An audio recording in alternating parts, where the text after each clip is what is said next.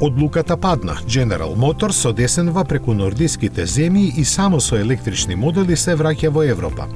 Потврда за ова дојде од раководството на филијалата која за стариот континент беше формирана во 2017 година, кога американскиот производител после продажбата на Opel се повлече од пазарот.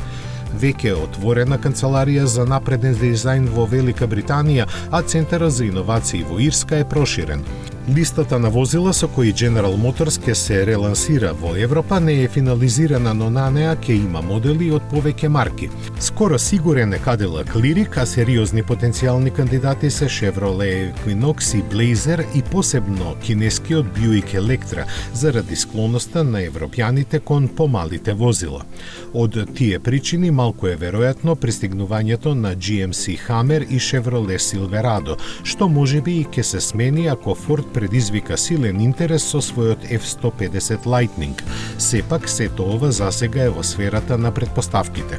Треба да почекаме уште некој месец да ја дознаеме официјалната стратегија на General Motors за повторно освојување на европските купувачи, без да имаме илузии дека во догледна иднина и нашите пазари ќе бидат вклучени.